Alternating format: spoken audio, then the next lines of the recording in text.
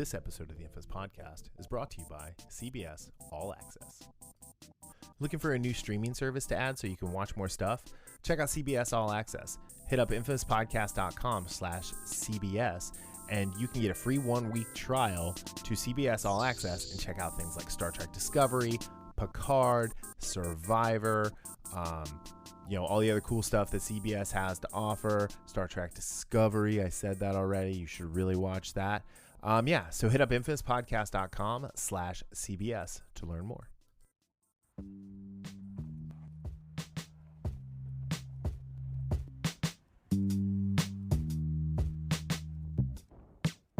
Hey, welcome back to the Infamous Podcast. This is Brian.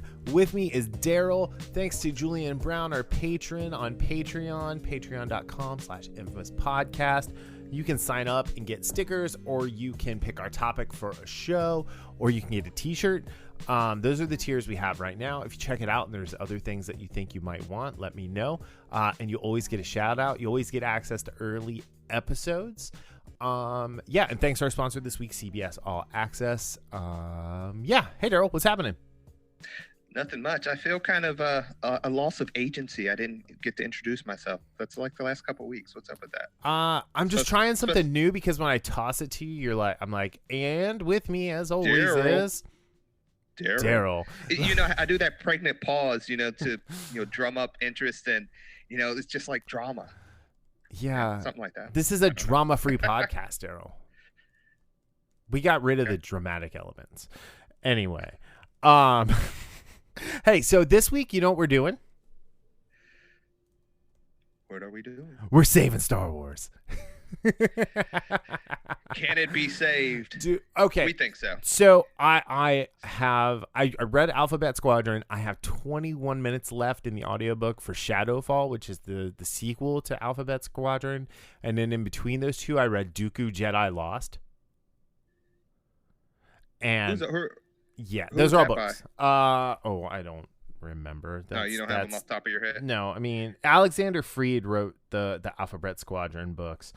Let me pull up my handy dandy Audible account. We need to get like an Audible what's it called? Advertisement. Advertising deal. Sorry, go ahead. I say I love Audible. I get a lot of I only get nonfiction from there, but yeah, that's what I do a lot of times when I'm taking walks, or sometimes when I'm working out, I'll just listen to an audiobook. Yeah, it's pretty awesome. Yeah, there's a Dr. Aphra. It's by Cavan Cavan Scott. And it's narrated by like a cast, which is pretty cool. Which includes Mark Thompson and Jonathan Davis, who do a lot of the Star Wars books. But no, there's a Dr. Aphra audio play coming out, and I don't know if you're familiar with that character. No, I'm not. She's from the comics. Essentially, Darth Vader hired her to do a heist. Heist. Yeah, right. And then she did what she had to do, and then when she tried to kill him, she faked her own death. When he tried to kill her, she faked her own death, and she has her own comic book series, and it is fantastic. But yeah. Quick question. Yes, sir. When you say it's done by a cast, who does? Is there a narrator who? How does that work when you're talking? So there's like a narrator, and then like there's people who do like the voices. Like in the Aphra one, Mark Thompson is the voice of Darth Vader, which is pretty awesome. He's really good at it. So yeah, I don't know. I mean, so with Alphabet School, so Mark Thompson does a lot of these books, right? He did the Aftermath books. He does the Thrawn books. His Thrawn voice, like actually whoever they pick to play the live action Thrawn, if it's anyone other than Lars Mikkelsen, they should just have Mark Thompson do the voiceover, so Vader style. But yeah, so it's just kind of like, Dune, and this is totally off topic, but Dune has a cast for its 24-hour long audiobook, and it's great. It's awesome to listen to. Yeah, I've never listened to one of those type of books. Yeah. The closest was when I was listening to The Wheel of Time with Kate Redding did the female point of views, and was it Robert Kramer or Richard Kramer? He did the male. He narrates the Game of Thrones too. Oh, cool. He did the male point of view characters, Nice, which was pretty cool to have that differentiation. That is pretty cool. Like there's an audio drama for Lock and Key, the comic, and Kate Mulgrew's one of the voices. It's really good. So Janeway. Oh, Janeway, or Red from what's it called? Orange is the New Black. If you want to be a little more contemporary. Yeah, I watched like one episode of that, I think. The first 2 seasons were actually pretty decent. But yeah, then it kind of fell off the rails. But anywho, all right. So before we get to hopping in the Millennium Falcon and swooping in to save the day, or hopping in maybe like a B-wing or an A-wing and swooping in to save the day, we got some news to talk about. Our first story, I figured you would be super excited about this when I found it. Yes. And I have only played the mobile shelter version of this, so I've never actually played a Fallout game other than that. But there is a Fallout TV series in the works from Jonah Nolan and Lisa Joy, and it's going to be on Amazon. And it got a full series order already. This is pretty awesome. So I know you sent it just a little bit before we started recording. I hadn't heard anything about this. And I'm currently in the midst of, yes, I know I'm 5 years late, but I'm playing Fallout 4 right now. Nice. And I played Fallout 3 back in the day, when it came out in 2009, I think. And once again, it's one of those games that you just get lost in. It's open world, it's as open world as you can be, but just the basic story of it is, 2077, you have this nuclear war, and the only people that survive basically are these people that they were put in vaults for different reasons. Mm-hmm. And there's different reasons. You think the vaults are to save people, but there's experimentation and just a whole heap of stuff going on. And the cool thing about Fallout is, before that, even though it was in the future, the technology, a lot of the cars and stuff like that, and the manners and everything, it's based on 1940s and 1950s. Cool. But using nuclear power. So you have nuclear powered cars. You have babysitters or whatever you would have, house help. But there are these robots that you can program in different ways. So It's a massive world and again, Joy and Nolan are perfect to bring this to life. Yeah, I mean, it's pretty in line with kind of what they're doing with Westworld, right? Yes, absolutely. So it's definitely like in their wheelhouse of storytelling to do this kind of show, which is exciting. And the good thing about this Fallout is there's not what you would call because again, this is as open world as much as a role-playing game, just like something like Skyrim. There isn't a main protagonist like Geralt of Rivia or Aloy from Horizon Zero Dawn or anything. Like, you pick, the person you want to play. Mm-hmm. You make them up as you will, their height, their weight, you give them all their attributes and everything. Yeah, all of that. So there are in certain, there are storylines. Don't get me wrong. As much of an open world, there is a main storyline. Mm-hmm. The problem with this game for me is that I get off the main storyline because there's just so much interesting stuff to find. Yeah. But the positive, when you don't have a main character, like I said, like the Aloy or like the Resident Evil games, people won't be as necessarily as offended or upset that you didn't make this character this way or that way. Cool. They could put anyone in there. They could double it up and put 2 main characters. Who knows what they're going to do? So, like, one of my companions in Fallout 4 is a reporter who is voiced by, I forgot her name, but she played Nora Allen on, in Legends of Tomorrow. Oh, cool. So. I don't remember the actress who played Barry's mom, but I know who you're talking about. Very cool. Yeah. So, I mean, there's not a ton... Oh, I'm sorry. I said Nora Allen. I meant Nora Dark. Oh, Legends of Oh, Tomorrow. so that is Brandon Routh's wife, who was on Dexter, and I can't remember her name either. But yeah. So I mean, I don't know. This is pretty exciting. So it's their Kilter Films,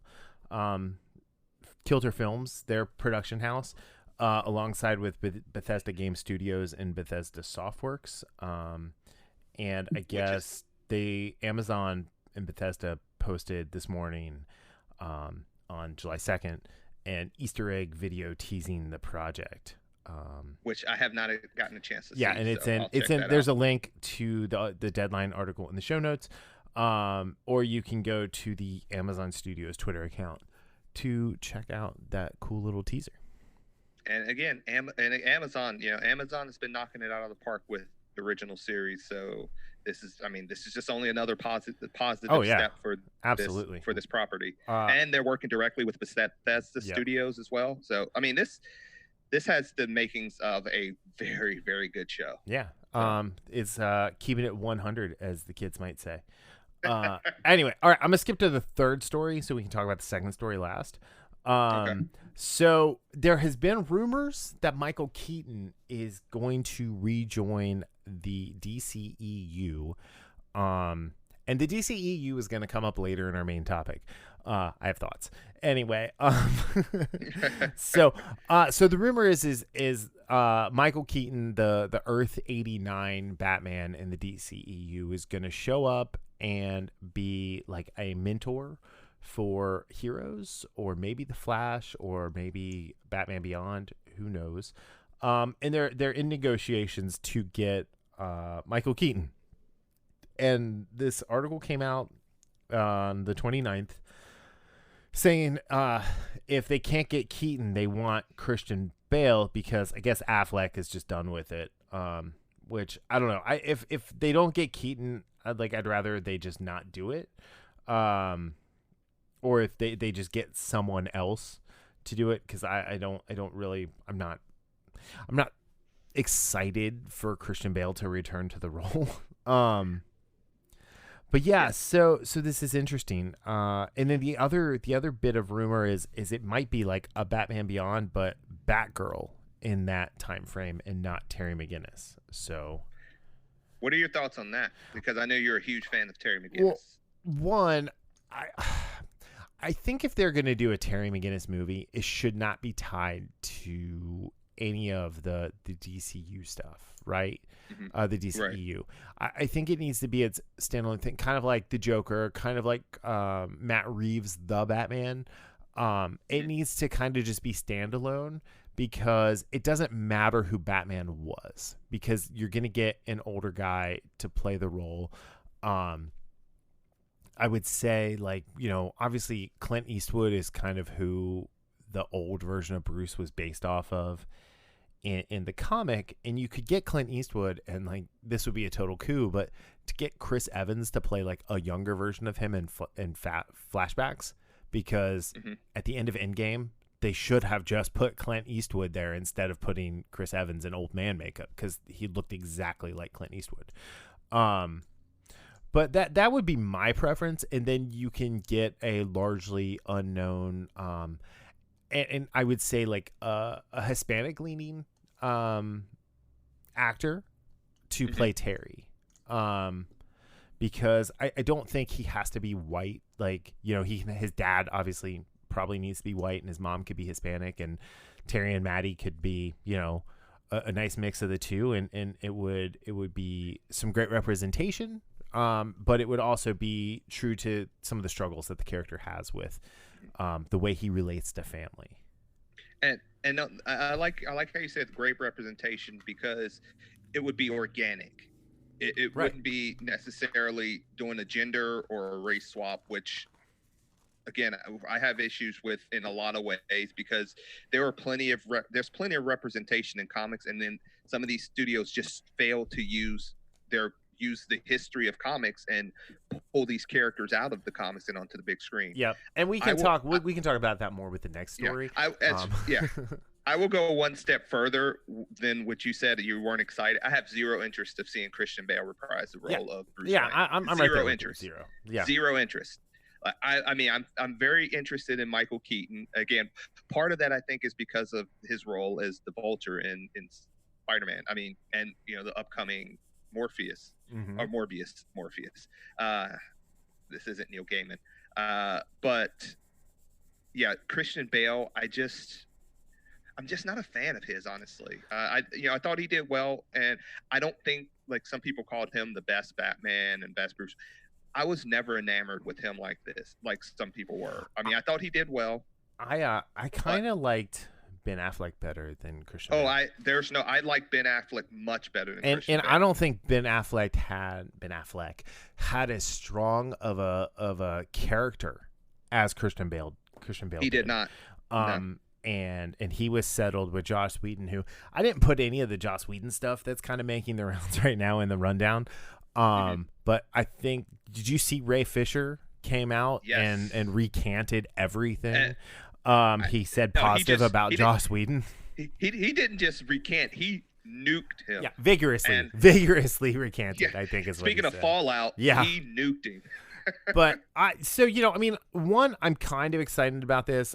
Two, I can't believe they're still moving forward with the Flash movie with Ezra Miller after everything that happened with the guy that plays Elongated Man on The Flash, getting fired for 8-year-old tweets. And, Ezra Miller has had zero recourse for choking a lady and knocking her to the ground on camera. I am really curious about that. That is very. I think part of it. He's a part of the two major franchises that Warner's has left with DC and Harry Potter, or Wizarding World. And I don't know. One, he's the worst part of anything that he's in my opinion. I don't like him. I don't think he's a very good actor. So I don't know. There are rumors that it's because he's, LGBTQ, whatever the rest of it is, friendly. But that shouldn't matter because, all these other people are getting, their careers, their careers ended for words. And, he has actions. And he had actions. And so actions don't have consequences, but words do. But words do, yeah. It's really interesting. Words, hold up. So words are violent, but actions aren't. Is that what you're saying? Is that what they're saying? Sticks and stones won't ever break your bones, but words will tear you down to your core atoms and disperse them into the universe. I mean, that's the new mantra, right? Yeah. And at first, when I saw him coming, with Justice League and everything, I might have been a little bit biased because of Grant Gustin. I love him as Barry Allen. Yeah, he's a great whiny. Barry Allen. Yeah, but then when I actually saw Ezra Miller, and I don't have the dislike for his acting as much as you do. I think he's okay. I liked him in Perks of Being a Wallflower, for example. See, I didn't. Again, he was to me the worst part of that movie. So. But when I actually saw him as Barry Allen, it just doesn't work for me. No. It really does not work for me. And it does not work for Barry Allen as a character to me. I think maybe if it was Wally West, I might have had a different point of view. You know what I mean? You can't do that now. You can't do that now. Wally West is black, dude. Come on. No, he's not. So. Talking about The Flash. Yeah, I mean, that's kind of like what we're talking about. So since they had Wally West doing blackface on The Flash, does that mean they have to take all those episodes down? I'm sorry. All right, so let's move on to our third story. Nice segue. I'm sorry, you kind of set it up, and I just had to hit it right out of the park. So a whole bunch of TV shows are taking down episodes off of streaming services, which is really getting me to rethink my not buying physical media. Yes, absolutely. And so in the Cinema Blend article that's linked on the site, Jimmy Fallon had to apologize for doing what they call blackface, but was really an impersonation where he was dressed in black, like dressed like as a black person and like had Chris Rock, full wasn't it? makeup. Yeah, he was Chris Rock, and his Chris Rock imitation is fantastic. He had to apologize. Yeah, Jimmy Kimmel didn't have to apologize for the same thing as Karl Malone. And again, I don't like Jimmy Kimmel, so this hurts defending Jimmy Kimmel, but he shouldn't have to apologize for that either. No, there's a whole bunch of other things, the Man Show, that he probably should apologize for. And I love the fact that he's on vacation as soon as this stuff hits, and he's like, dude, this was planned for over a year and blah, blah, blah. Did you do the air quotes when you said vacation? I did. Yeah, so it's putting his tail between his legs and going hiding in a very expensive fancy hole, eating room service for the next 4 months. But yeah, like, you know, Howard Stern got in trouble. But yeah, so Community took down the Dungeons and Dragons, Advanced Dungeons and Dragons episode, because Ken Jeong's character shows up in blackface. You know, and it's weird. And so like Yvette Nicole Brown called it out for a hate crime. Yeah, I remember that. Yeah, that episode. So and so yeah, blackface is wrong, hands down. Don't ever do it. It's stupid. It's offensive. It really is. But when it's in parody and it's in comedy and things like that, I think once we start censoring comedy that way, we're gonna forget a lot of lessons. So I was telling you before we started, like the big one that bothers me is the Scrubs one, because there's an episode where JD is having a fantasy, and it's a fantasy of his two best friends mixed into one person.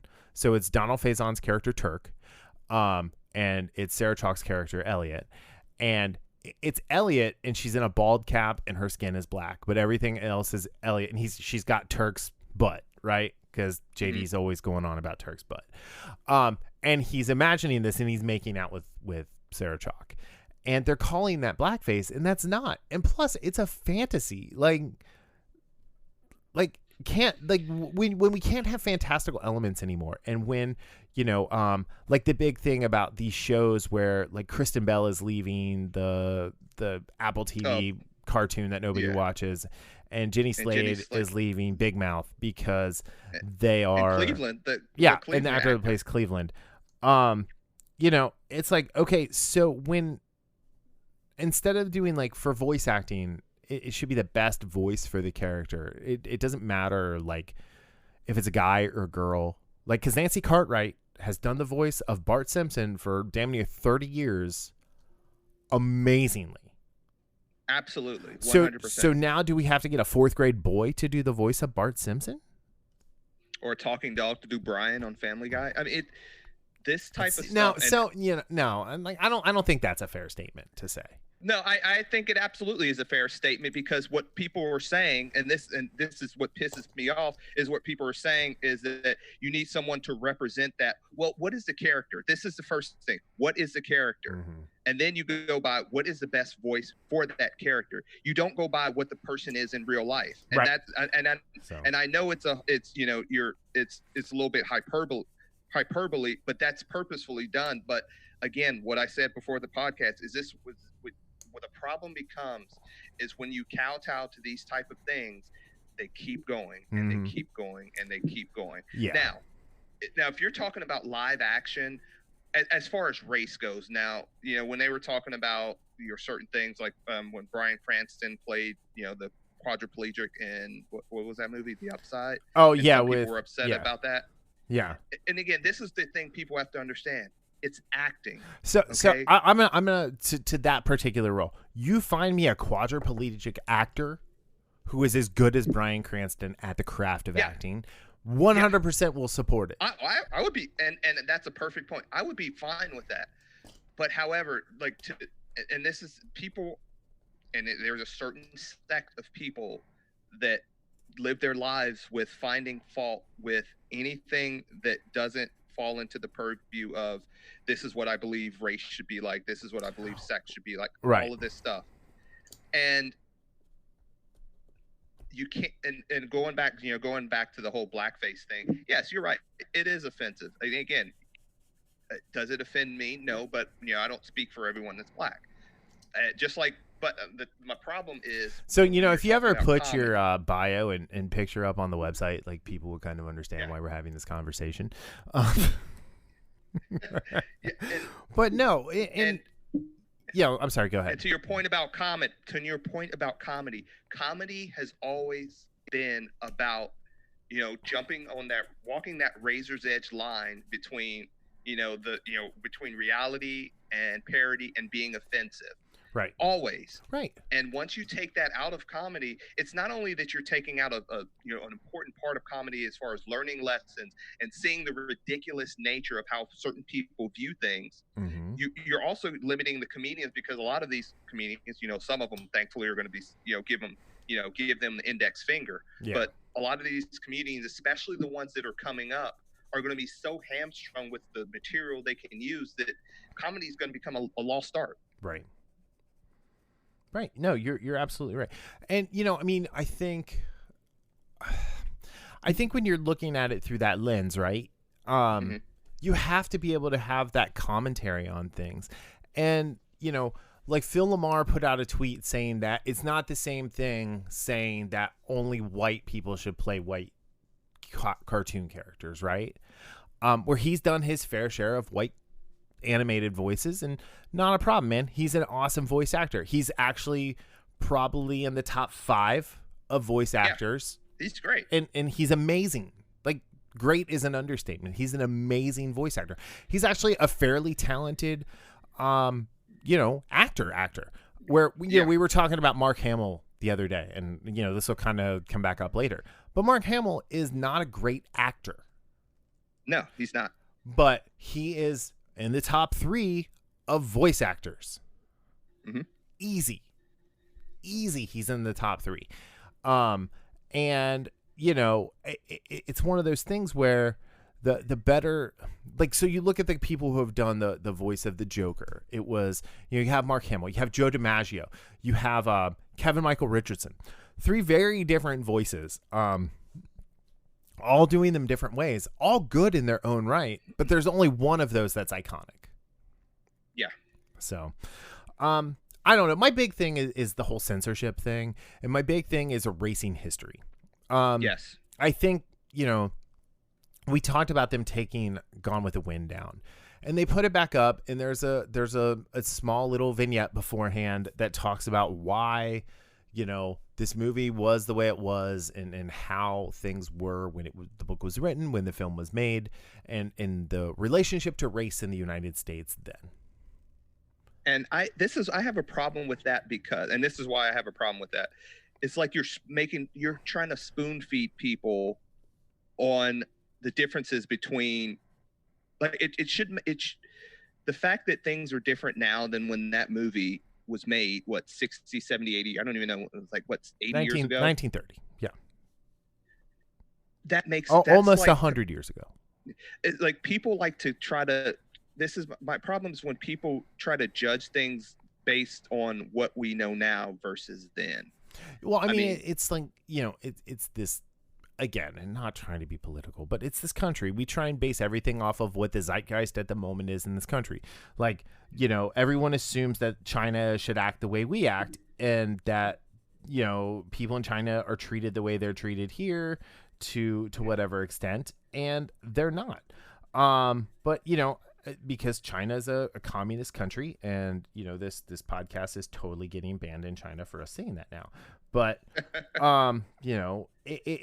it's one of those things where you have to understand that just because you want something to be some way, right?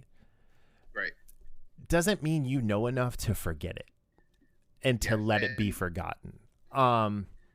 There's people who are tearing down statues and things like that. And, I'm not going to sit here and defend Confederate general statues, but you know where they should be? In a museum somewhere as a cautionary tale of what not to do. And to remind people, like, there are evil people on the planet, and there are evil people on the planet who we need to remember so we don't repeat that. And and I'm not saying Netflix is evil. I'm not saying Amazon is evil. I'm not saying, well, I mean, Hulu's a little evil because it's owned by Disney, but but there's a Golden Girls episode. Like, do we cancel Betty White now? Yeah, because she did blackface. Like, do we cancel Betty White? This is the thing. I think that there are, like, to your point, again, I don't know if they're evil, or I'm gonna assume that they're not. That's an assumption I'm making. However, I do think they're ignorant by thinking that removing stuff, and whoever thinks removing things like this makes the country better or makes things better is very ignorant, because these things aren't, we can still teach lessons from these things. And that's the important factor that people don't think about. People want to, it's funny, on one hand, people want to erase history, but at the other hand, they want to remind you, hey, the slavery thing happened and we should get reparations and all this stuff. So, and again, it actually, it's a hypocriticalness. I don't even know if that's a word, hypocriticalness, but I'll allow it. I will allow that. And you mentioned China, and it's a good point. China is not like us. No. However, my problem is when you have people that show their hypocritical nature, say LeBron James and stuff, who will castigate the United States, the greatest country out there, because I know people are always trying to get in here, and doesn't say anything about China. Kind of shuts up about China. I don't mind if you don't say anything, but when you have that it's just hypocritical. That's the problem I have when I don't see a lot of people leaving. Yeah. I see a whole lot of people trying to get in here. And Europe or the EU is saying that they're going to ban people from the US traveling to Europe. Okay. Okay. You know what? I spent a good chunk of time in Europe, in the European Asia border at the end of last year. I'm okay if I don't go back. I'm perfectly respectful when I travel. I try to pick up phrases before I leave so that I can at least, ask questions in the native language. And ask, like, hopefully get to someone who can speak English, but but like, it's still like I have to be able to ask, like, where certain things are. And I learned that, and I can probably say, probably 10 or 15 phrases, and, and I'm not saying I speak multiple languages, but like I can say 10 or 15 things in, probably 6 different languages. And that's because, like, I've had the opportunity to leave the country, and I'm always very happy to come home. So like, and I'm not bashing it. I mean, but the thing is like in Spain, for example, like I was there when the Catalonians were trying to burn Barcelona to the ground, but they weren't destroying like their history, and there are things there to remind them of, like, the different Spanish civil wars that have happened, and and there's things like that. Oh, that's the other thing is people want Marvel to change the name of Captain America Civil War now. Because Civil War is, hold on, hear me out. Civil War is a term that's connotated to slavery.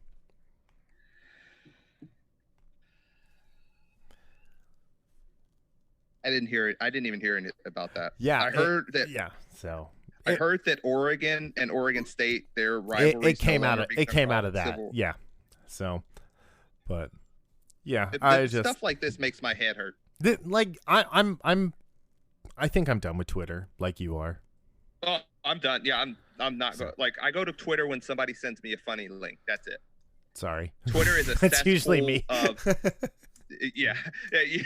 Twitter is a cesspool that I would love to be, like, get a virus and just be destroyed. Yeah, I just can't stand Twitter. I think Jack Dorsey's always talking about, like, wanting to, like, do good for the planet. You know what the best thing Jack Dorsey could do right now? Nuke Twitter. Just shut it down, dude. Just focus on your other companies and shut Twitter down. Yeah. All of those very talented engineers will find something else to do. But yeah. All right. So before we get canceled, for having opinions, just kind of in closing, like, I think it's really, really dangerous for these streaming services to come out and do this. I think Disney's been doing things like this for years. I think if you look back to, when Steven Spielberg edited all the guns out of E.T. and put walkie-talkies in the people's hands. Okay, see, wow. Again, maybe because I haven't seen ET in like 25 years or something. Yeah. I didn't even know that happened. But like it changed the movie, and not for the better, right? And it took all of the drama and like actual danger, and it was like, well, I think his reasoning was he didn't feel like FBI agents should be pointing guns at a kid. And it's like, well, they weren't. They were pointing at the alien that they were terrified of. How would you react? Like, so yeah, I don't know. They've gone back. I think they replaced. I think they went back to the original version. But I've been watching we did the whole heist movie thing. So I watched a bunch of stuff from the 90s. I rewatched The Crow. I actually not just The Crow. I did a little Brandon Lee mini marathon this week. So I watched Showdown in Little Tokyo, Rapid Fire, and The Crow. And you know what? Rapid Fire. You know what everybody is doing in nearly every scene in those movies? What? Smoking. Yeah. And it's like, it's so out of place now that it's like you watch it and you're like, oh wow. Like, there's a lot of smoking in this. And I understand that was the point of taking it out, but at no point does it look cool. No, I never thought it was cool. No, never. But anyway, all right, let's save Star Wars. Dun, dun, dun, dun. That was Superman. I was about to go Superman there. Okay, so I have been all in on the new Canon books, right? And I was all in. I was all in on the expanded universe, now what is called Legends books. I did not read every single one of them. But I read a lot of them, and I read a lot of the comics. And for a long time, that was the only Star Wars we had available to us. And, I can understand Disney wanting to do their own thing post Jedi. Right? Mm-hmm. I can understand that. I think The Mandalorian is really the first time they got it right. And because with the sequel trilogy, they jumped way too far in the future. And when they jump so far in the future and nothing's actually changed, and you have an Empire type entity and you still have rebels, that's not that made the OT and the PT original trilogy and prequel trilogy for those of you essentially useless. And to me, I think it's an overused term, but I honestly think it's pretty lazy in the sense of we've already seen this, okay? And I understand the idea of trying to catch that those feelings of nostalgia, but you can do it in another way. And as much as I liked The Force Awakens, which was again pretty derivative, it was still fun. Introduced us to if you count Kylo Ren, 4 potentially great characters. You gotta count Kylo Ren. Kylo Ren at the end of the day was the most developed character of anybody in the sequel trilogy. Because they actually kept up with him instead of losing him to comedy or Canto Bite or having a chase scene or whatever. So as we went along, as much as I did appreciate what Abrams tried to bring back with Rise of Skywalker. The entire trilogy itself was the problem, just centering on the First Order and Rebels. Because like you said, what was the point of the original trilogy of defeating Darth Vader, of defeating the Emperor, defeating the blowing up the second Death Star, all of that stuff, and then you find yourself 30 years later in the same spot, right? And why not have them having an established government and then fighting something coming out of the Outer Rim? And it doesn't have to be, or the Unknown Territories, whatever. It doesn't have to be Thrawn. It doesn't have to be heir to the Empire, right? I feel like the way they baked Thrawn into the new trilogy, or into the new canon, through Rebels and through the 3 Timothy Zahn Thrawn books, actually makes a lot of sense. And so he can show up down the line. And it'll be a different kind of character because he's not evil. And he wasn't evil in Heir to the Empire, but he's still this character that can come in with either evil machinations of taking back over with the Chiss ascendancy, or he can come in as some sort of a savior, with Ezra Bridger, played by Dev Patel, in tow, you know, and you know, he can tell a story about something that's an even greater threat to the galaxy than the Empire, which is what is alluded to in the books. I'm just gonna be blunt. I don't think they should make any more Star Wars movies. I think they should only do TV shows and cartoons. So I have reasons, but go ahead. Well, one, we know that's not going to happen just because of the moneymaker. However, I do agree that I would really appreciate if they just focused on the Disney Plus, the TV shows, and the cartoons for the next 5 or 6 years. Yeah. And again, in that time, because again, what one of the things, you know, we're going to talk about is how they are looking to create so they use two different things. They use, you know, I think it was Den of Nerds that coined it, the Star Wars MCU. Yeah, we talked about that last week, the Star Wars MCU. But someone else mentioned, like, and what they've mentioned is going to be kind of like if all the houses of Game of Thrones had their own. Yeah, and I mean, that was what was initially the idea with the Double Ds from Game of Thrones. But I mean, we've hit diminishing returns on the Star Wars movies. Looking at the new wave of movies, right? We had not The Last Jedi. The Force Awakens made over $2 billion. Came out to $2,068,223,624 worldwide, right? Its domestic box office was $936 million plus. And then you had Rogue One, a Star Wars story, which, you know, was not expected to do that, but it was $1,056,273. Great. So it did less. Great. No one expected that to do more. And then we have The Last Jedi, which came in at $332,539,889. Okay, so that's about half. All right. And then we have Solo, a Star Wars story, which worldwide only did $393 million and change. All right. And then the Rise of Skywalker was $1,073,496,600. So you, like, the story is there. And then if you're looking at, so look at the toys, the toy sale. You know what all the peg warmers were? Is the characters like Benicio del Toro's character, Rose, any Finn figure, which is a travesty, a whole bunch of the Rey figures, which is a travesty, Poe Dameron characters, which is a travesty.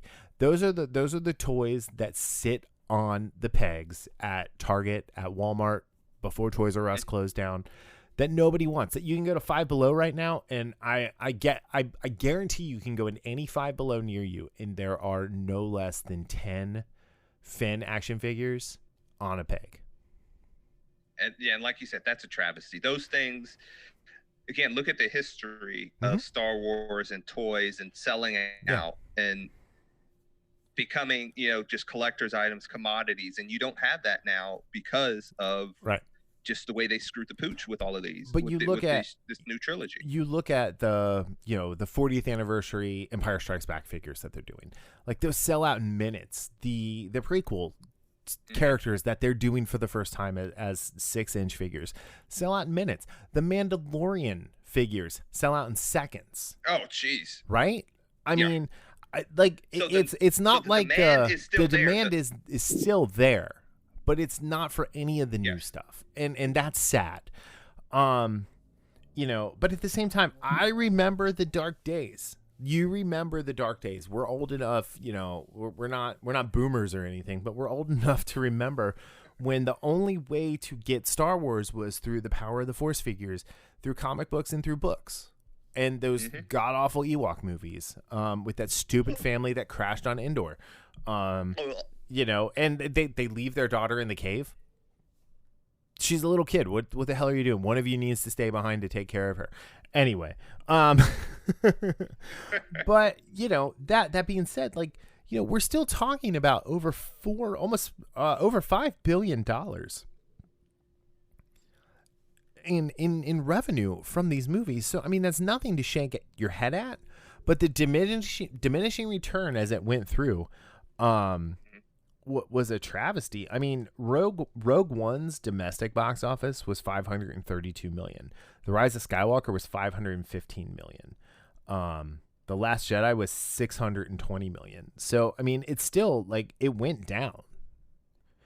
And you know, it's just, you know, the budgets stayed roughly the same. You know, The Force Awakens was over $300 million, but the rest of them are between 275 and 200 million. And you know, they're still, I mean, they're making their money back, right? We were talking about this earlier too, like with the comedies. Like, what's wrong with making a $30 million comedy and making $150 million domestic and not worrying about the overseas market? Yeah. Now, these movies are different. These movies are supposed to be, they're for kids. They're for everyone. And you know, I never watched Star Wars and was like, you know, I only see white people. Like, you know, it's been like Star Trek, like Star Wars. It's always had a lot of like strong characters from many different walks of life. And the important thing about that, like, I love the connection to Star Trek has always been that way. And one of the things I never looked at when I was watching those, it was always organic in the way they displayed stuff. And Avery Brooks, that's his name, right? The one that played Cisco. Yep. Is like, someone asked him a question at a conference about, you know, being a black guy, you know, playing this role. And he said, I never looked at it like that. Yeah. I looked at like playing the best captain that I could play. And that's why he's one of the best captains. And, you know, even though I think Voyager is far and away the weakest series of Star Trek, I think Captain Janeway is probably the best captain when it comes to, you know, captaining a starship. Oh, yeah. I think she was great. You know, I mean, Cisco had his issues, which were fine. Picard was as arrogant as they come and had no qualms about putting his people in danger. Kirk was a whore. Archer was preoccupied with trying to actually like build the Federation, and you know, that was at the cost of, you know, the actual mission of the Enterprise. Whereas like Janeway actually was a captain and you know, mother figure to her crew, like it should be. And I think Burnham in Discovery is really quite the heir apparent to the Janeway character. And I think the ways is it Sequoia? I think that's how you say her name. Green plays Michael Burnham. She's a great character, and she's so multifaceted and so layered, you know. And Star Wars has always had, Leia has always been a multifaceted character. You know, even though we don't get a lot of actual Mon Mothma, like Mon Mothma is a very like, she's a complicated character, and she's very strong. And you know, you see that more in Rebels too. You do. Like, oh, absolutely. The 2 or 3 episodes you see her in Rebels, you get that. The bit you get of her in Rogue One, the deleted scene from Revenge of the Sith, you know, and it's just, it's a travesty that, you know, they let the casual fans think that Leia's the person who's actually in charge of the rebellion. And you know, there's a whole thing going around about how Rian Johnson really understood Star Wars, and that's why The Last Jedi was so controversial. And it's like, no, Rian Johnson did not understand anything. Sam Witwer said it best. It's somebody who just read the Cliff Notes. And you know, Rian Johnson is a talented filmmaker, and you know, I'm sure now that Knives Out is on Amazon, I'll probably watch it at some point. And I've only heard good things, but not the right director for the role. Yeah, I've used this sports analogy a lot, is that just because you're a great offensive coordinator or defensive coordinator doesn't mean you can be a great, head coach. Yeah, look at Josh McDaniels. I mean, he's gone off Yeah. to be a head coach, and what does he do after one season? Tucks his tail and goes back under Bill Belichick's wing. Yeah, we see it all the time. Charlie what's his Weiss. name? Charlie Weiss, Dick LeBeau. This happens. Marvin Lewis. Marvin Lewis. He was a great defensive coordinator. He was a great defensive coordinator for the Steelers. But that was also an organization that puts an onus on women. Oh, sorry, the Ravens. Oh, no, he was with the talking Steelers. about LeBeau. Oh, yeah, LeBeau was with this. I mean, LeBeau, but I mean, Martin Lewis was he wasn't the defensive coordinator, but he was a coordinator or a coach on that before defense. He went to the Before he went to the Ravens. Before he went to but Ravens, both two organizations that put an onus on winning. And you put him in a role with a team like the Bengals, and he can't do anything. He's just, I mean, he's hamstrung by the limitations. Whereas, and I know we're not really getting into how we're going to save this, but so let's talk about some of these rumors real quick, because they're talking about, like, there's all these rumors coming out claiming they're going to erase the sequel series, and I think that would be. Oh, sorry. Go ahead. That would be. As they said in Armageddon when they were talking about, hitting the asteroid with nukes, it'd be a terrible idea. Absolutely terrible idea. Right? This is not comic book. These aren't comic books. Mm-mm. This is again, you said, what, over $5 billion made over the last 5 years with all of these movies. And then to write them out like this, not even wait like 10 years or 15 years and just kind of like ignore them, but actually write them out for some stupid time travel or whatever. So they introduced this whole idea of the world between worlds and Rebels, which is pretty cool. It was amazing and it's awesome, and there's a lot that they can do with that. And they're talking about doing like maybe a multiverse type of a thing where they can go back and make some changes. The Star Wars cinematic universe is closer to the DC universe than the MCU right now. And there's one... That is so sad. There's one reason for that. There's no collective vision.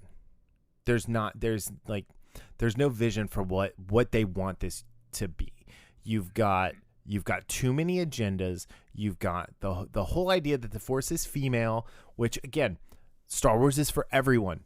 And my daughter has been raised on Star Wars, and she's never been lacking for strong female characters, especially because she was able to grow up with the Clone Wars, and so the Clone Wars cartoon, which I think any reason people look back at the prequel trilogy with the fondness that they're looking back on it now is because of that cartoon series. Whereas, like, you look at the Resistance cartoon series that was set in the new canon, and it's hot garbage, and nobody liked it. And, people are like, well, it came around at the end. It really didn't. It didn't. I'm sorry. It didn't. The best part of that was the First Order. Seeing more of them and understanding why, like, the galaxy was afraid of them.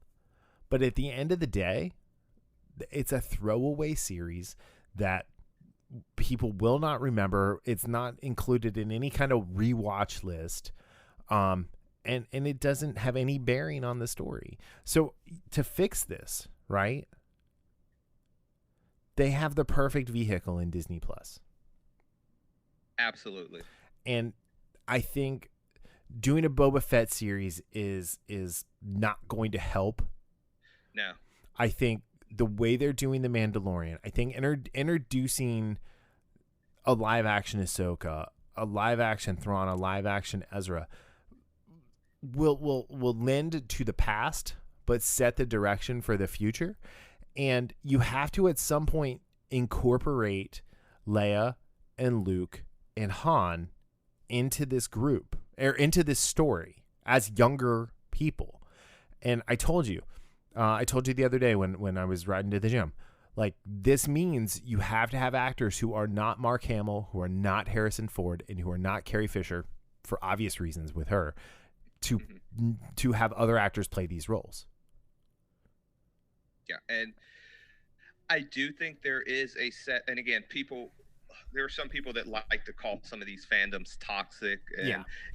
look, there are, look, I don't care what fandom, what sect, like whether it's politics or no matter what, you're going to have people that are toxic. Yeah. But and they're always the loudest, and they're usually the minority. Yeah. And Twitter. Perfect. Oh, Perfect did you see that. the stats? So Twitter is like, of the top, like, I want to say it was of the top 20 social networks in the world, Twitter was the third from the bottom with only 330 million active users. And that's monthly, not even daily. Whereas, Facebook and YouTube, you're in the billions. Again, to your point, it's about, like, the small minority making the loudest noise over things. And I'll tell you why people give Twitter the credence that they do. It's because you can pull a tweet from a conversation out of context and frame it around the narrative that you want to frame it. And the person who tweeted that tweet will then go and either make their stuff private or delete that tweet, thus deleting the rest of the conversation. Yeah. And, whereas, like, just leave it up. Like, if there's more to it, leave it there. Now, obviously, people back in the day when Twitter first started in 2007 thought it was really funny to go on there and be edgy because that's how you got followers, right? Yeah, right. But, that ended really, really fast. And, you look at James Gunn, right? Who, by the way, should totally be a director in line to do a Star Wars movie.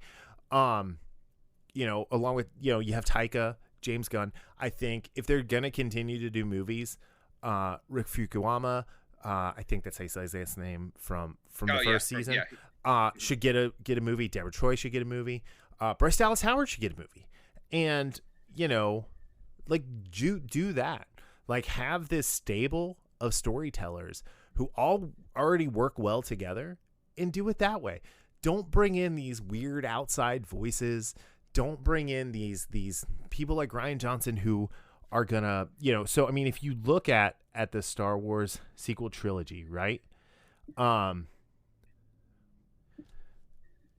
Wars: The Force Awakens, director J.J. Abrams, screenwriters Lawrence Kasdan, J.J. Abrams, Michael Ardent, producers Kathleen Kennedy, blah blah blah. So you have a director, you have a screenwriter, you have a story by. Star Wars: The Rise of Skywalker, director J.J. Abrams, written by J.J. Abrams and Chris Terrio. Story by Derek Connolly, Colin Trevorrow, J.J. Abrams, Chris Terrio. Then you look at The Last Jedi, director, screenwriter, story by Rian Johnson. You just can't do that with these movies. It can't be a writer-director thing unless that person's name is George Lucas. And even then, it should honestly just be story by George Lucas and have someone like Larry Kasdan coming in and cleaning up the script, and someone else directing. Yeah, it's like that's how you save Star Wars right there. Yes, you do that. You have Jon Favreau as your Kevin Feige. Do not let Jon Favreau direct a Star Wars movie. Yeah, and like what they're doing with the the Disney Plus, and just like they did with Rebels, and let Dave Filoni do his thing. You have, and again, what you said earlier, that unified vision. That you can't have all these cooks with their different agendas in the kitchen, and that's the biggest issue I saw over these last 5 or 6 years. Maybe even longer than that. Yep. Where you have the Kathleen Kennedys, you just have all these people with all these different agendas, separate agendas. Like take the fans out of it for a minute, but these people that aren't working together in the right way to make the product for the fans, and having that vision, having that unified vision, like you said, having that Favreau who is he's the Kevin Feige of this, having that will absolutely save Star Wars. Right. And I mean, because so you look at the fan base, a third of the fans love the sequel trilogies, like to love, right? A third of the fans hate to loathe, right? And then another third of the fans are indifferent. And indifferent is just as bad as hating. Yes, it is. And, and this isn't the hardcore fan base. This is fans. This is the entire group. And the toxic fans from both extremes, just like American politics, just like world politics, are toxic. There are toxic people who love it, and they don't want to hear that, The Last Jedi is a very flawed movie, and it really was a speed bump for the end of the Skywalker saga. It really was. If it's a standalone movie where you introduce all of these characters for the first time, that's different. If episode 7 was episode 6, it's a very different thing. Mm-hmm. But it's the middle part of a story, which is the second act is the most important act in a play. Right. It's the meat of the story. And so, you have Kathleen Kennedy as the only constant throughout all of these as the producer. Even it was JJ for the first one and the third one, and then a guy named Brian Burke for the first one, and a woman named Michelle Rowan for the third one, and then it was just Kathleen Kennedy and Ram Bergman, who I don't even know who Ram Bergman is, but for The Last Jedi. And you have to have a cohesive voice. That producer credit for all three of those films should say, Kathleen Kennedy and J.J. Abrams throughout all three. And the fact that they didn't line up the writer to be the writer for all three, and that they picked a director who is a 100% writer, director, auteur to do the middle part of a story is ridiculous. And that's how you save it. You don't do that. Let's go to Marvel. Let's look at some of their best movies over the last 5 years, starting with The Winter Soldier, and then Civil War, and then Infinity War, and then Endgame. Look at the writing directing team. And you can see that symmetry of having, these uber, you had the Russo brothers, and then you had the Marcus and McFeely writing the script. Mm-hmm. And you can see, that symmetry of these directors being able to work with the writers. And I like what you said about using these directors that they already, cut their teeth in the Star Wars universe with Mandalorian season 1. Yeah. And again, one of the things I liked about that, the behind the scenes, the gallery, seeing these directors talk about their episodes and talk. It just seems like they have a chemistry as far as working together towards one common goal, which again has a big part of Favreau is a big major part of that. Yep. And that's how, again, going back, it's really simple to save Star Wars. I mean, there's some other details we can talk about, but just having that unified vision, I wanted to say Feige again, having Favreau, I have Marvel in the mind, having Favreau have that unified vision, and under him and with Dave Filoni and these directors that we saw, Bryce Dallas Howard, Deborah Chow, Rick Fukuyama, Fukuyama, Taika, I mean, Taika only did one episode, but he was involved the whole time. He was the voice of IG-88 or IG-11, sorry. Yes. And, it's one of those things where they were all on staff together. And you listen to Deborah Chow, she's talking about Obi-Wan, the Kenobi series. And she talks about how, she's the writer-director for every episode. And she missed the camaraderie of the team on Mandalorian. Now, the difference is she has been in the Star Wars universe now, and she had 2 really good episodes. I don't think there was really a bad episode. I know people kind of are lukewarm on the Prison Break episode, but I really like that one. I really like that one. But part of the problem with that one was Bill Burr, but just because you see him and you're like, oh, it's Bill Burr. So wasn't the Snow Trooper wise ass? Yeah, exactly. But at the end of the day, it's still something where Favreau and Dave Filoni and to whatever part she's involved, Kathleen Kennedy, are putting together the blueprint for how to do this. Everybody keeps talking about, Kathleen Kennedy's going to get fired. We've been hearing this for 3 years now. Kathleen Kennedy isn't leaving Star Wars until she's ready to leave Star Wars. Because like it or hate it, the movie's made $5 billion since 2015. Yeah. And right, 2015. Yeah. So, and it hasn't even been 5 years yet. It's been 4 years, 4.5 years. And, and the only major misstep was Solo. And Solo was a sacrificial lamb to The Last Jedi for two reasons. One, there was a huge part of the fan base that was really upset about The Last Jedi. Rian Johnson did not handle the social media for that well, and he alienated a lot of fans, and they decided to make Solo the sacrificial lamb. And the fact that Star Wars stuck to that May release date instead of doing it at Christmas like the rest of the movies, it was just all far too close together.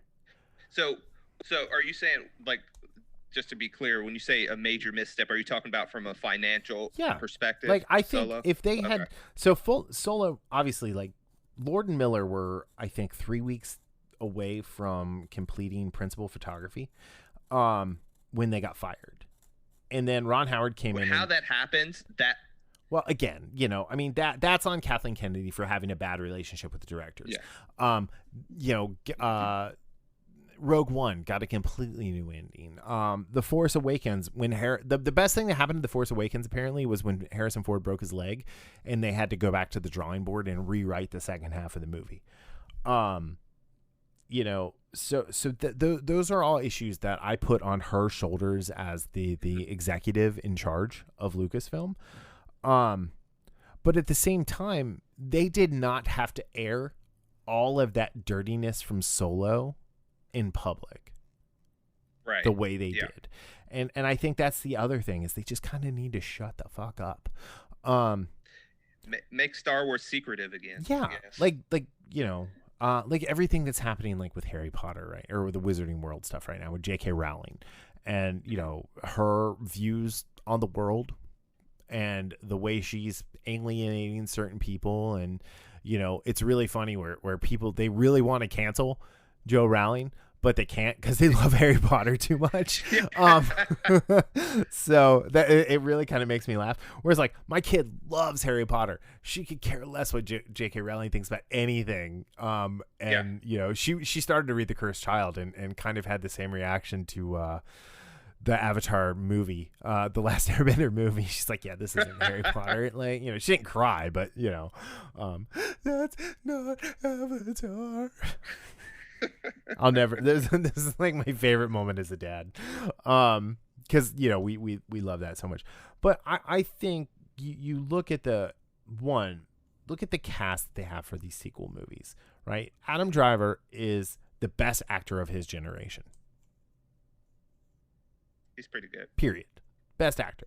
Daisy Ridley was an unknown actress who came in and is so likable, and you just want to root for her. John Boyega, I think that was really misused as Finn until The Rise of Skywalker. Right.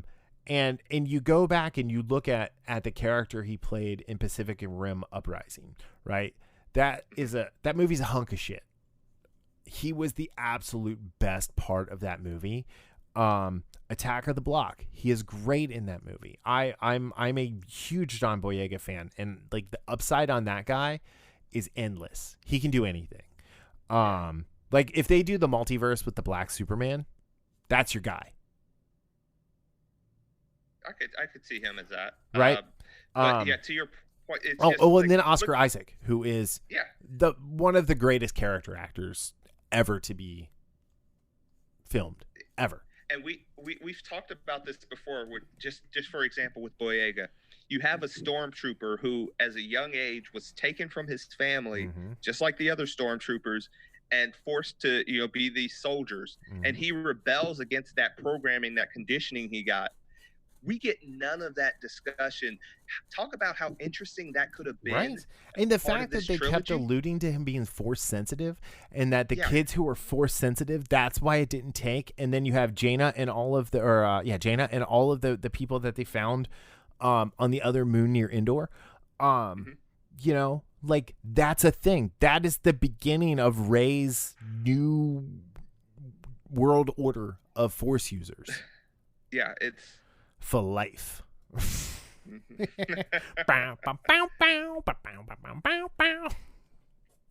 But yeah, but you know what I'm saying. I mean, it's just so. Yeah, again, the way to save this is to have a cohesive vision. The way to save this is not to do another movie until 2025, 2026. And in the meantime, put out between 6 and 10 series that are 6 to 8 episodes a series. Some of them are limited, 1, maybe 2 seasons. Kenobi should just be 1 season. 1 season, yeah, absolutely. Boba Fett should be none. Boba Fett could be like a TV movie, like a Disney Tales Plus from the Bounty Hunters Saturday night special. Yeah, that would be great. Like, show us Dengar, show us Bosk, show us IG-88. Do some of that. Forlom, and go from there. But I think one, they're gonna have to start pulling in the Skywalker clan. They're gonna have to pull in, Mon Mothma. That actress is the perfect age to be playing her. They're gonna have to take a look at the Aftermath books that Chuck Winding wrote, which were the first one was really good. The last one was great. The middle one, it was okay. Looking at Alphabet Squadron, Harrison Dula is a major player in the Alphabet Squadron books, right? Like, looking at how to incorporate that stuff into a TV series, into cartoons, and then relaunching the movie franchise with the New Republic being set up and stable, and not having Leia off doing her own thing as the quote-unquote resistance. For what? It changed nothing. And you can't do that. You can't devalidate the first 6 movies. Yeah. And I firmly I am firmly in your camp, talking about having these 6 to 8 series over the next 5 years, 2025 at the earliest, having a movie. Again, going back to the MCU a little bit, we've talked about this before with the X-Men. We don't need the X-Men right away. Nope. Wait 4, 5, 6 years down the line, and then bring the X-Men in. 2024, 2025, perfect. Yeah, you have the rights. Yeah, you have the rights. Just because you have the rights doesn't mean you have to use them. Right. Because guess what? You're the owners. You're not licensing them. You didn't go and get the copyright from another company and have that handcuff, and do it right. Don't just throw Storm into Black Panther. Yeah, that's that you're skipping a huge step. Just like Captain Marvel, where they skipped the whole Miss Marvel thing, and the whole point of how she got from being Miss Marvel, who was a not as confident hero, still super powerful, to Captain Marvel, who in the comics is a legit badass, albeit super boring. But it's like Hyperion, who is the Marvel version of Superman, who makes Superman look downright interesting and multi-dimensional.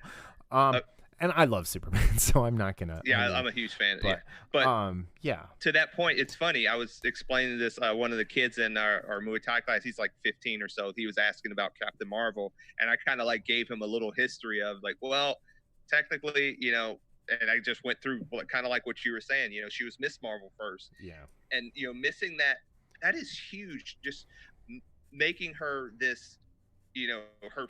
Basically, if going to Dragon Ball Z now, making her into her final form, Saiyan form already after the first movie, there's no potential for growth. Right. Superman with the Man of Steel, he had all these powers, but what Man of Steel, he didn't know how to fly until Man of Steel. He was still wrestling with what he wanted to become in Man of Steel. Right. What was Carol Danvers wrestling with? Nothing. Her memory. Okay, wow. Yeah. That's original. Yeah. So. Yeah, it's that movie should have never left Earth. No. Whereas, the Green Lantern movie should have only been off of Earth. The first Green Lantern, the Green Lantern movie with Ryan Reynolds. None of that should have been on Earth. Yep. So, anyway, I think I feel like the future for Star Wars is bright. Like, I don't want to be like the Den of Nerds. There's a great video linked in the show notes, and it's rumored, like, and the Star Wars leaks of erasing the sequel trilogy is all rumors.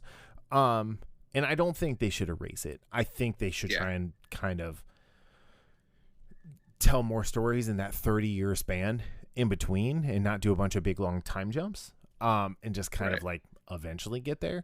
But at the same time, I think we've got some great comics that are out. You've got great books that are out.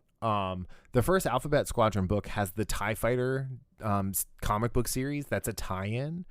And those characters are carrying through the trilogy as well. The video games. Let's talk about Fallen Order for a second. Like, they could do a whole series of games and cartoons and comics and books and TV show about Fallen Order and what Cass is up to there, and or Cass, sorry, and there's that. We've got Squadrons coming out again, tied to the Alphabet Squadron story. You've got all of these characters. You could have a young Wedge Antilles, someone come back and play Wedge and do a Rogue Squadron thing. And one of the really neat things about Alphabet Squadron, and I'm going to keep harping on this because I really I'm loving this series. One of the characters, Cass Chaddock, she met Jyn Erso once, and that is a nice tie-in. It is, and she has idealized and idolizes Jyn Erso for what she did for the rebellion, and having that kind of throw in, like the Cassian Andor series, he goddamn better be an agent of the Empire and a double agent, because that adds a whole bunch more to his character, and it makes what happened in Rogue One even better. Yeah, it does. And it adds nuance, and it adds layers, and it adds character, and Diego Luna is that's the actor. Yeah, Diego Luna is an awesome actor. He's awesome. He is so good, and giving him that kind of stuff to chew up on the screen. You look at the Obi-Wan, the Kenobi series, whatever they're calling it, like giving Ewan McGregor the closer to Alec Guinness, because he's pretty close to Alec Guinness's age now, which is crazy. I feel so old, but like giving him that like freedom to explore that part of Obi-Wan, who's been marooned on Tatooine for 3 or 4 years at that point, and like he's seeing what the effects of that planet is doing to his body and his mind and his feelings and whatever with the Force. That's a story I want to hear, and I want to see, and I want to be shown why that's important. I just don't tell me these things. That the Kylo Ren miniseries, the Ben Solo becoming Kylo Ren, is awesome. So the Knights of Ren, there was an actual character named Ren, and spoiler alert, he got by Kylo before he was Kylo, while he was still Ben Solo, and then he became Kylo Ren. Reverence took Ren as the modifier of what he was. That sounds so fascinating. I mean, he had to kill three of the Jedi that he came up with in order to prove to the Knights of Ren that he was serious. You meet Snoke, who is not all, city and, preachy. He's manipulative. He puts this idea in Ben Solo's head and sends him off on a path. You get a flashback of Ben and Luke and Lore, the dude from The Force Awakens, going on a mission to find a Jedi outpost with a bunch of Jedi, artifacts. And it's the first time they meet the Knights of Ren. And Ben is 12. It's so cool. So basically, everything is there, and that's kind of like what we've been talking about is like we were talking about the toys and stuff. The demand is there. It's just we need, as Star Wars fans, and as the Star Wars universe just needs that unified direction. Yeah. Because again, all these stories, again, you're talking to, I haven't read the Alphabet Squadron, I haven't read any of the recent comic books, but it seems like, filling in the gaps, like you said, those gaps between, the original trilogy and, what we have now, and, with some things a little bit before that, there is so much that you can do with Star Wars once you get that person at the top that is steering the ship. Right. And that's all. And again, it sounds so simple. It's really not, though. I mean, it's really not simple. It's hard. It's a hard thing to do. And look at wrestling. There is one voice in wrestling, and that voice is so out of touch, or well, at least with WWE, that voice is so out of touch with what the product is, what the fans want, what the talent wants, and what's socially acceptable.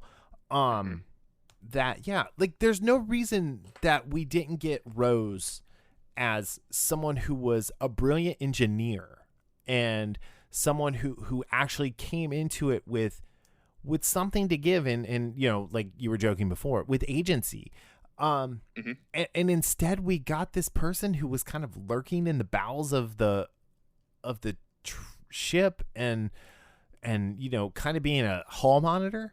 And it's like she didn't, to me, it didn't seem like she was that far off from being the janitor that Finn said he was in the movies, where again, in the books and the comics, he was so much more than that. And they set it up where he was able to, actually defend himself against Phasma, who they set up to be the baddest bitch in the galaxy, which we didn't get to see any of that. Yeah, it's and that's very disappointing, because like we've talked about, and again, you have a lot more history with some of this more recent stuff, is there's just so much there to make for interesting and captivating narrative, that the fact that they didn't just stub their toe over these last few years. They stubbed their toe and then they tripped and fell on their face. Yes, they made $5 billion right collectively, but it should have been so much more. I mean, you have these writers writing these books, right? You have Claudia Gray, you have Timothy Zahn, you have Alexander Freed, you have Chuck Winding. Whatever their political views are, I don't care. As long as they're writing good Star Wars stories, great. And they are. And they're writing really neat, cohesive Star Wars stories. Lost Souls, which is about two kids who are from the same world. They are, one is from the high class part of the world and the other is from the lower class part of the world. And they become friends because on Empire Day, they're looking at the Lambda class shuttle that Tarkin came in on. And then Tarkin catches them, and they both spout off the, in unison, all the specs to the Lambda class shuttle. And he's really impressed by them. And, he challenges them instead of scolding them and throwing them in jail. He challenges them to become the best citizens of the Empire that you can be, or that they can be. And you get to follow them as they grow, and they do their test to get into the academy. They go into the academy. They are the top two people. There's the romance that comes from being childhood friends and unrequited love, and then you're realizing that love. But at that point, they're star-crossed because one is with the rebellion and one is with the Empire, and The one with the Empire knows that what they're doing is wrong, but at the same time, she believes in her heart she's dedicated her life to something good and she can change it. Mm-hmm. It's amazing, and it's one of the best Star Wars books that has nothing to do with Jedi. It's one of the best Star Wars stories that has nothing to do with Jedi ever. That's just this. It's just such a rich universe that, like, the fact that it's disappointing that we've gotten to this point. Yet at the same time, I am hopeful. Yeah. Based on what we're hearing about, putting Filoni in charge of a lot of the Disney Plus stuff, having Favreau as that, the Northern Star, if you will, not more than just a captain, but also, where we're going to. He knows all of that. And Filoni, you have all these directors from The Mandalorian. If they use these, and like you said, Choi is doing the Obi-Wan series. So Kenobi. So, you're right. It looks like the ship is getting righted. They're righting the ship. It's disappointing these last few years. There again, don't get me wrong, there's been some good stuff in those few years. I'm talking about just the movies. But and I mean, if Kathleen Kennedy's time is done with Star Wars, I feel like she left with more good than bad, but the bad is just so overshadowing. Yeah. And like, for anybody who's like bitching about how she's handled Star Wars, the most egregious thing on her resume, is The Last Airbender. She was a part of that? She was a producer on The Last Airbender. That is the most egregious thing on her resume. Oh my goodness. That's a terrible credit. And I'm sorry, but she learned this business from Steven Spielberg in his prime, not the whatever we have from him now. Again, I feel like he's lost a giant step, but she knows how to do this job, and she's done it serviceably.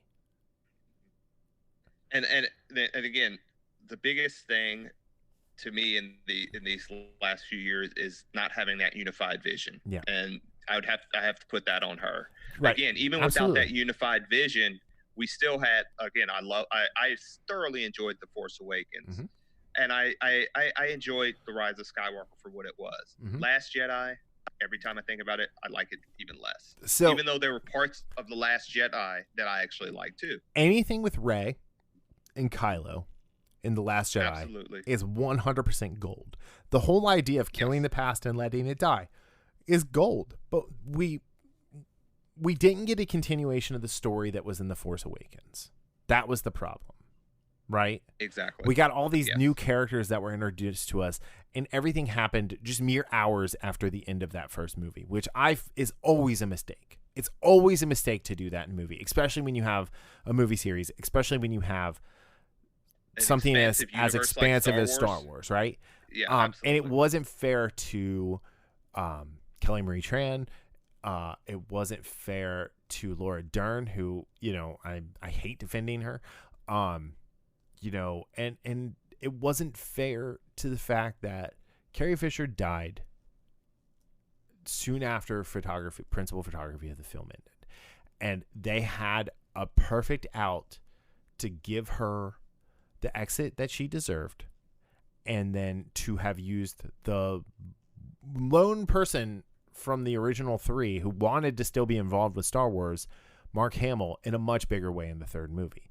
And instead they let them kill Luke off. And I'm going to go back to the Nolan Dark Knight movie, where they leave the Joker alive and then they definitively kill off Two-Face, even though Heath Ledger had already died before they finished editing that movie. Whereas they could very easily have kept them both alive. The Joker's off in Arkham, never to be seen again.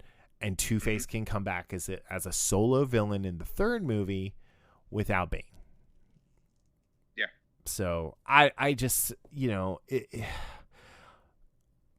I'm not the person who's in charge of this. So I don't have that pressure on me. So I can sit here and I can critique and I can prognosticate and I can share thoughts, right? I'm not in that chair. I don't have those budgets. I don't have the thousands of people working for me to worry about.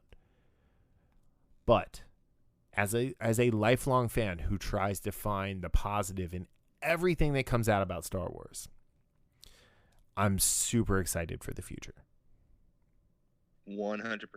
So, all right. On that note, I need your bio and your picture. Anyway, yeah, so cool. I mean, this was fun, man. Like, I feel like this is the type of conversation that we need to be having about the things we like. I think we should talk about The Boys soon. I know it doesn't come out until August, but I feel like some of the things that they're doing are very interesting and very conversation worthy. And I need to rewatch season 1. Yeah, I busted through it in 2 days. I just rewatched it because the new little teaser bit came out with Giancarlo Esposito showing up, which is, always welcome to have Gus Fring in any show that you watch. I wonder if we're ever going to Moff Gideon. I was about to say, I wonder if we're going to ever just start calling him Moff Gideon and not like if Moff Gideon will be as, if not more iconic than Gus Fring, which to me was the best character in all of Breaking Bad. Yeah, I still haven't I might get to Breaking Bad after I finish Ozark. I'm halfway through season 1 of Ozark. So I tapped out of Ozark at episode 6 of season 1. So I think that's my next episode. I couldn't get into it. I just couldn't. I don't know. I need to revisit it because I hear good things, and I guess something huge happened at the end of the 3rd season, and it's coming back for a final 4th season with 14 episodes. Season. Yeah. Which I wonder if they're going to split that into 2 7-episode seasons. Probably. So most likely. But I mean, it's Netflix, so they tend to not do that. But if they're smart, they will. Anyway. Cool. All right. Any last words? All I can say is I just 100% agree with you. I think Star Wars is finally on that track where it should have been all along, and that stepping away from the movies is the right thing to do for now, and just focus on the small screen. Yep. Focus on the cartoons, the animated series. And again, have that rededication to hopefully bring people into the the written world of Star Wars as well, whether it be the books, the novels. I mean, we didn't even talk about the High Republic stuff, which I think is equal parts interesting and brilliant.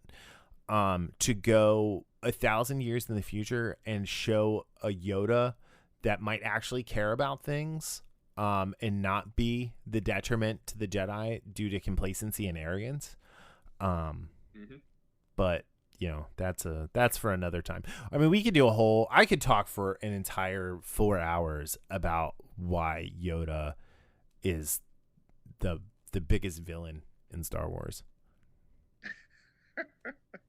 He makes he like, honestly, he kind of makes the Emperor look like an amateur. So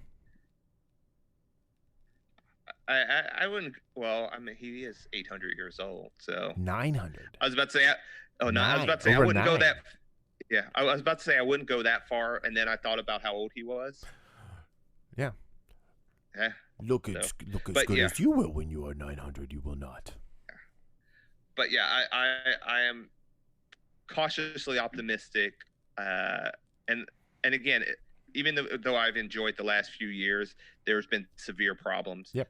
I think that look at the last 5 years of Star Wars as kind of like that first draft. Yep. And what we're getting the next 5 years is going to be that more polished product. And I hope really so. think that's the direction we're coming. And definitely the volume. If you guys go watch the technology episode of the Mandalorian Gallery, their soundstage is called The Volume. And I feel like what they can do with the technology that Jon Favreau and Dave Filoni and George Lucas have come together with, I think is what has me most excited for how Star Wars is going to look and feel. My favorite part of that episode was when John was like, well, I want to do this. And like, yeah, George already has that. So, and again, I cannot recommend enough the book Droid Maker if you're interested in any of the filmmaking stuff with ILM, Pixar, and Lucasfilm. It is a very heavy read, but it is the history of those three organizations, and it is fantastic. Fantastic. Remember Wedge? Remember Chewbacca? Remember Chewbacca again? Anyway, yeah. So before the member berries come in and take over, thank you guys for listening. We'll be back next week, and we'll see you later. See ya.